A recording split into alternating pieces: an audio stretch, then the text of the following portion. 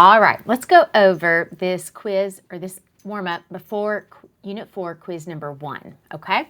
So first, I had put this problem in here about, this is interesting, helium lift ability. And so apparently there's certain whatever's in the helium in ounces, okay? Maybe an additive or that kind of thing. I don't know exactly.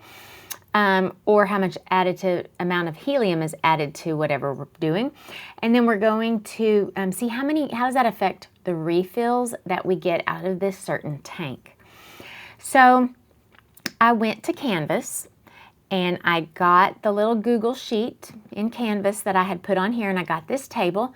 I copied it into Desmos, and I got this linear equation, this linear regression, okay? Now, first of all, just making sure there is no pattern in the residual plot, I could take a look at that and graph it and see. Nice. Looks like I've got some good, nice, random scatter in the residual plot. So I think I'm good. I think we do have a linear model is appropriate. And so let's go ahead and go back to our original data here and graph that. I'm having trouble getting that there. There we go. Okay, so here are the parameters I see. I've got the slope and then the y-intercept. And so here I have now put those here on this problem. Okay, so there's my slope, there's my y-intercept, and then remember that the coefficient of determination is the r squared, and that correlation coefficient is represented by the r. So your r is the correlation coefficient. So you need to know those vocabulary words. All right. So we're checking out the helium lift ability, whatever that additive is, in ounces, and how it affects the number of refills that we can get out of this 250 cubic foot tank. So in context, the equation of the line, do not forget your prediction hat here, because the equation of the line is a prediction line. It is not facts. It's just what is predicted to happen. So if you don't have your little prediction hat there, then you will then have that wrong.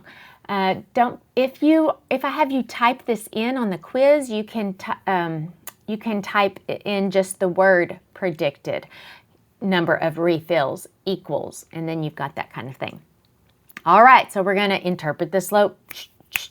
For every one increase in the x, the predicted y, it does this. So for every additional ounce, you have to have that additional, for every additional ounce of helium lift ability, the number of refills in the 250 cubic foot tank is predicted to actually go down.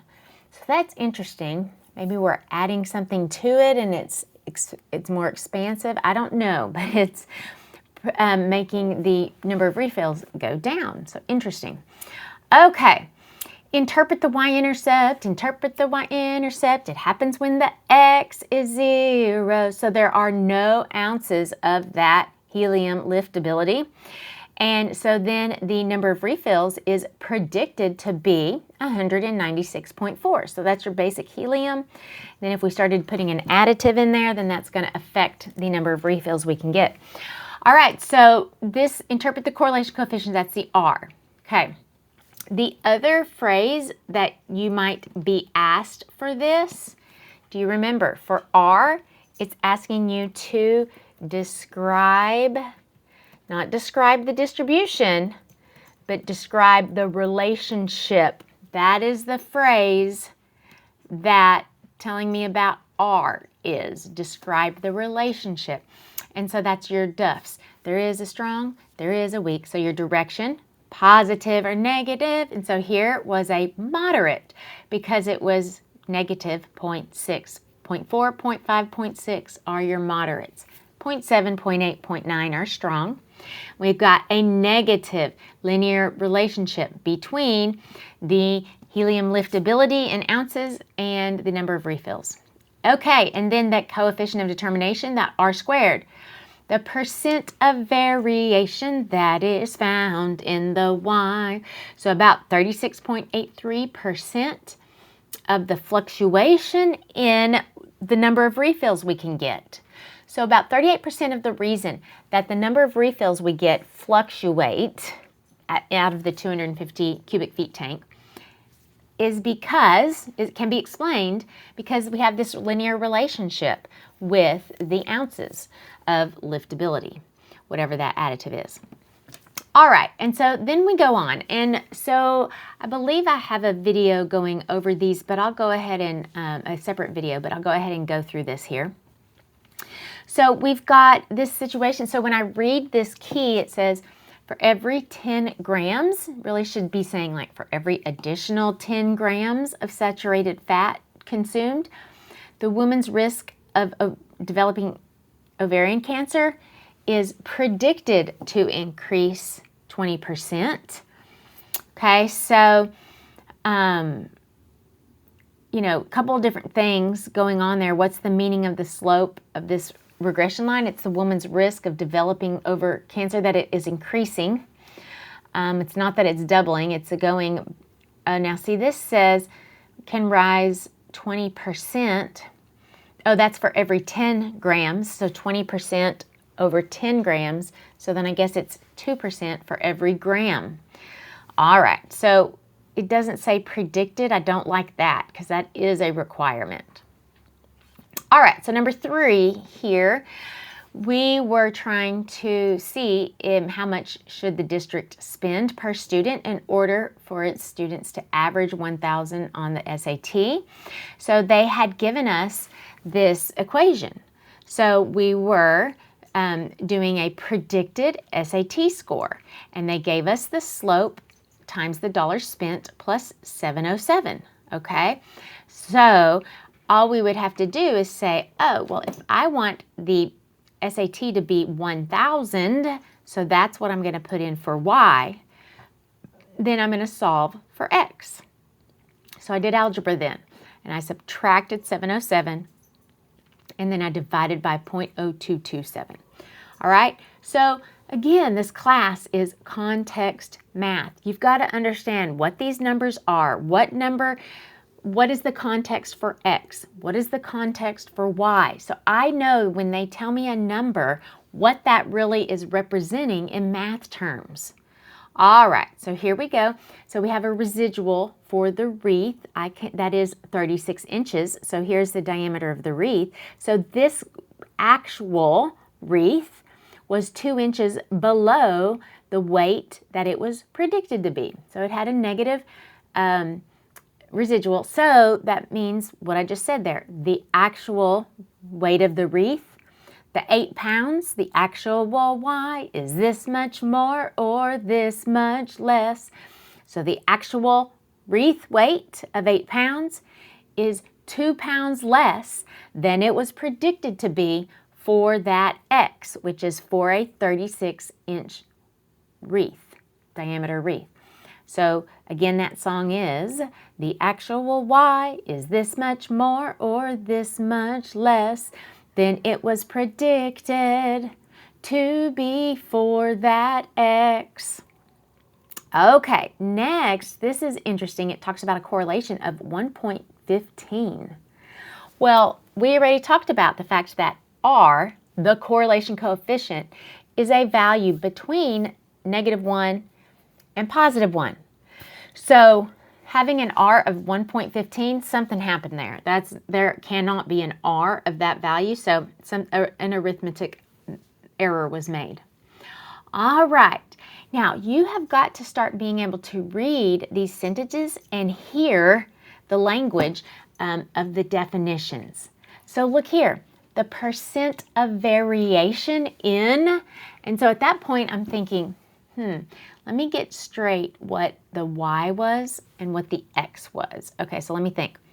We had a college freshman examining their SAT scores, their composite, the math plus the verbal, let's see, during their first year of college. So I think we were getting the SAT from their GPA.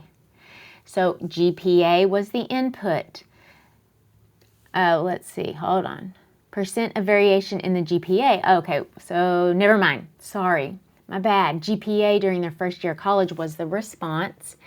SAT was put into the function, and then we were going to get out their college GPA.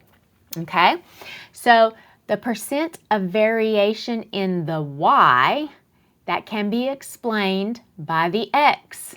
That's what this problem is talking about. What definition does that? The percent of variation that is found in the Y. It can be explained by the changes in the X, or it can be explained by the linear relationship with X, the model itself. That's the coefficient of determination, the R squared. So if it's asking for R squared, then I need to take the R and I need to square it. And when I square 0.632, I get 0.3994. All right, so which of the following statements about residuals are true? Yes, the positive residuals plus the negative residuals will always sum to 0.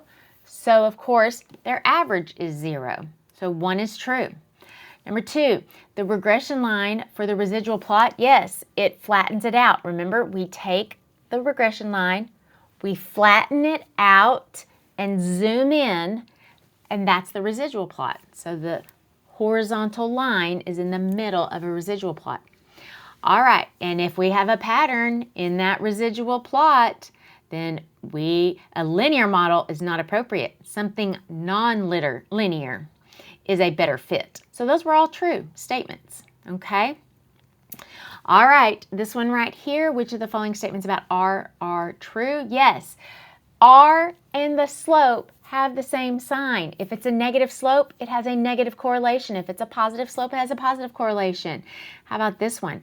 Correlation of negative 0.35 and positive 0.35 have the same strength of linearity, the same degree of clustering around the regression line. Yes, they're just in different directions. They had the same strength of linearity, just in 2 different directions. All right, a correlation of 0.75 indicates a relationship that is 3 times as linear as one that is a correlation of only 0.25. Okay. That's false because, it's tempting. Yes, we know that 0.75 is going to be a better fit, but can we say it's like 3 times better? We've never really put math to that degree of correctness in that relationship. So that is not something that we would say. All right, can you go backwards and look at a residual plot and see that a scatter plot that goes with it? These are the originals, and that's the residual plot that goes with it. This original goes with that. This original scatter plot goes with this residual. And then this one here, this scatter plot here, goes with this residual A. All right. And taking a look at these, we want to be, once again, we have to be able to go backwards and see this residual plot. Here's the residual plot. Now, I don't know if the slope, going backwards, I don't know if the original was a positive or a negative slope. I don't know which way it is, but I can see I do have this, it's above the line, and then below the line, and then above the line. So that's what I'm looking for, is above the line, and then below the line, and then back above it. And A is the only one that does that. The rest are either perfect on it or go the opposite way. So taking a look, going backwards is how we have to figure that one out. Okay, so how about this? I've got this scatter plot, okay? So the same number, so statement 1, the same number of students who scored 100 on the midterm scored 100 on the final. And that is true because I can see 2 students scored a 100 on the final, and then 2 students scored a 100 on the midterm. So 1 is a true statement. 2, students who scored higher on the midterm, so that's over here on the midterm, tended to score higher on the final. Okay, if that's the case, if one increases as the other increases, that would have shown a positive relationship, and that is not true. I can see here that these data points have a negative trend. So what we see is that as the midterm increased, the final had a tendency to decrease. All right? So that's why that one's false. And the last one, it is a moderate negative correlation. Okay? So there we go. All right. Now this is interesting. Here, remember that R is about the strength of linearity. This is so not a linear relationship. So that R value, that correlation is close to 0. Same thing with this one. This one is a quadratic relationship. So that R, strength of linearity, is close to 0. This one, the data is closely clustered around the line. So that one does look pretty strong linear, although I'm suspicious. I probably need more points to make that decision, but that's why 2 have a 0 correlation and another one's getting very strong, close to 1. All right, what happens here if we have a residual plot, a pattern in the residual plot? If a pattern is what you see, then you must say, yikes, the data's not a line, no line, the linear model's not appropriate. Okay, you have to be able to do this. We have this function where we have this prediction equation, y predicted y equals 16.6 plus the 0.65. Okay, so we've got this prediction equation right here. So first, pay attention to what x represents and then determine what y represents. And then you have predicted y, and then you also have this e, which is your residual. So when I take a look at this, I can see we've got x is the pounds, and what was given to x is the months of how old this child is, because we were predicting the weight. So y is the actual weight, x is the age. It says it right there in the problem, okay? So a 20-month-old child tells me x is 20. And that 20-month-old child has an actual weight of 25. So the actual y is 25. Here is the thing that you have to put math to. You have to compute the predicted y with this prediction equation. So plug the 20 in for x to get out that the child of a 20-month-old child was predicted to be 29.6 pounds. Okay, so how far off was that child? Well, the child that is, here's a picture, a 20-month-old child was predicted to be 29, but was actually 25. So that child was underweight. And so you do the actual y minus the predicted y, and that's how you get your residual of negative 4.6. So here's the interpretation. Actual y is this much more or this much less than it was predicted to be for that x, that it was predicted to be for that specific x. So the actual weight of 25 pounds is 4.6 pounds less than it was predicted to be for a 20-month-old child. Okay, you have to include all those things. All right, now this is a good page here. This one is super important. You have to recognize a couple of things first, okay? First, we've got the growth of these sunflowers, okay? So the growth is sunflowers. The height is, so the growth of in days is the x, the height is the y. Now this is a residual plot, okay? So that tells me this distance here is how far off this sunflower was actually from whatever it was predicted to be. Okay, so that's what's happening here. All right, so we have the equation. We can predict the height of the sunflower from the number of days that it's been growing with that function. Okay, so is a linear model appropriate? Yes, because there is no pattern in the residual plot. That's the reason. There is no pattern in the residual plot. Do not tell me there's no pattern in the graph. What graph? The original scatter plot or the residual plot? There is no pattern in the residual plot, so a linear model is appropriate. And then predict a height for a 55-day-old, so X is 55, and so you just plug in. All right, next, find the actual height. So find the actual Y. All right, so actual Y, 55 days is X, and this is what the predicted Y is. So the predicted Y is 21.2, the X was 55, and do you know that the residual was this actual Y minus that predicted Y? And, oh, this is interesting. We can get the residual from the graph. Instead of them telling it to me, we had to get it from the graph. Now, I think some people saw it as one of these dots down here, maybe one of these ones down here. Okay, and if you did that, that's fine. I can see that.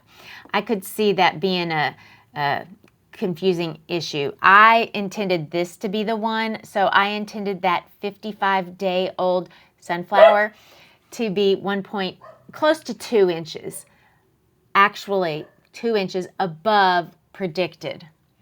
So that would mean, take what they were predicted, which according to question B, so 21.2 is what was predicted, and then I'm going to add almost 2 to that, and then that will tell me what the actual height of that sunflower was.